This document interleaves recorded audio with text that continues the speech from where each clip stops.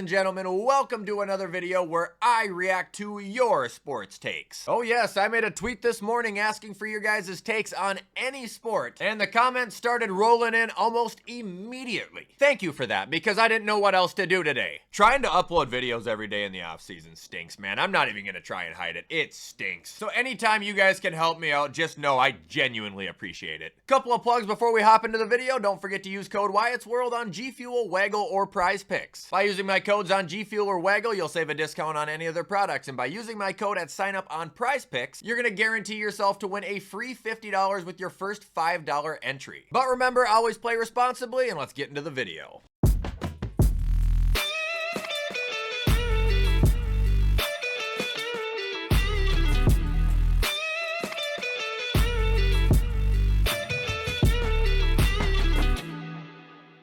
Okay guys, so here we are at the tweet, and here is my handle and information if you guys want to follow me to participate in future Twitter videos. And also I'd like to point out that it's like 8:30 in the morning and I posted this at 7:40 in the morning. It's already got 124 responses, which is great, but I probably will give it like an hour break in between takes here to let a lot more filter in, because it's not fair to people who aren't even up yet. Anyway, first take we got here is from Midwest Enjoyer. He says simply, LeBron James is better than Michael Jordan. I think I've given my take on this before, and I'm not sure what I said. I probably said MJ. But I've been discussing this more, and I've been watching more basketball recently. And opinions are allowed to change, and I have to probably agree that career-wise, LeBron James is going to be the best of all time, or he already is the best of all time. I don't really like the ring argument all that much when it comes to defining someone that's the GOAT, because the ring is not like a solo accomplishment. It's a team accomplishment. Again, I don't know that much about basketball, but from what I've heard, LeBron is like above MJ in nearly every major category, and I think is the leading scorer of all time. Plus, he's gotten so many rings the way it is, I think he's earned the right to be called the GOAT. I will say though, I don't like him as a person. I think he feels like his opinion should matter in absolutely everything. And the fact that he has gotten caught just blatantly lying about trying to be cool so many times bothers me. Like, you don't have to try and be cool, dude. You're LeBron fucking James.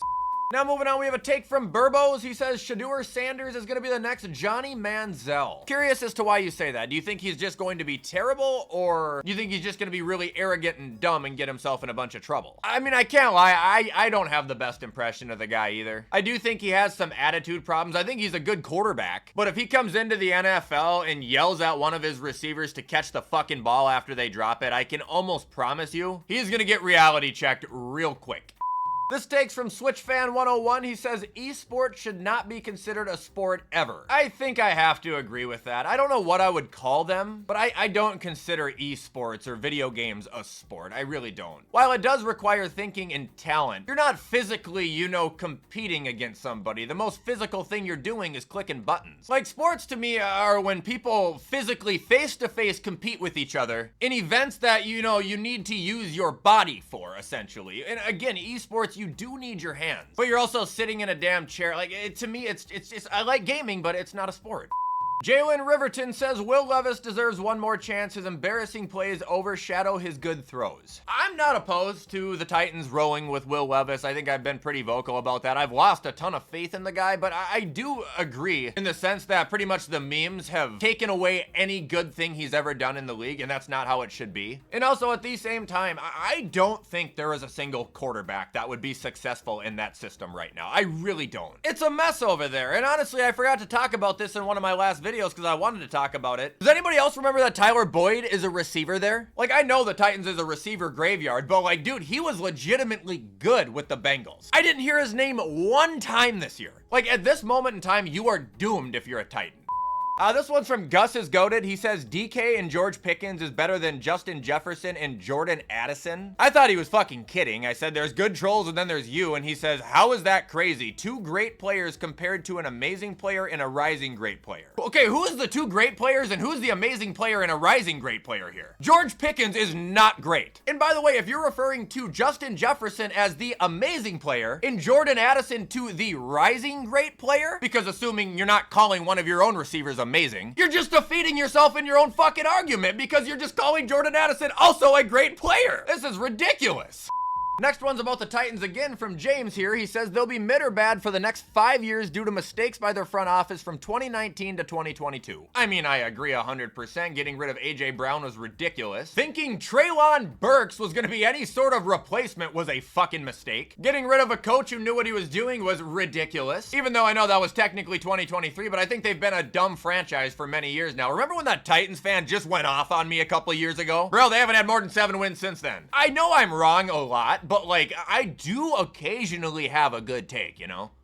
Iron Hate Raid says that the build to WrestleMania 41 has been very lackluster and poor, and Gunther is 10 times better than Jey Uso. Oh, I 100% agree, dude. The build is sucked. Obviously, I'm a known Jey Uso hater. I still have yet to hear someone over the age of 8 years old say that they're happy he won the Rumble. But yeah, I agree. The entire event buildup has been absolutely terrible. Doesn't help the fact that I actually bought tickets to go see John Cena 2 weeks before WrestleMania, and he's not advertised for the event. He's not advertised for the final 2 weeks. Like, he's just gonna show up this week, cut a promo, when Cody comes out, walk out, and then that's gonna be it for the build for that match. I forget Tiffany and Charlotte are even having a match half the time. The rest of the matches seem to still be uncertain at this point. Like, it seems like in the last 2 to 3 weeks, everything is gonna get jumbled together and it's not gonna actually have a build. And also, just throwing this out, Drew McIntyre should be the one who won the Rumble and is facing Gunther. This one's from Deadweight. He says George Springer is a top 5 outfielder when healthy. What the fuck are you saying? Alex Salgado says Jalen Hurts is the best QB of the 2020 draft. Do I live in like a simulation or something? Was there not a guy that went to the Bengals named Joe Burrow in that draft? Am I losing my mind?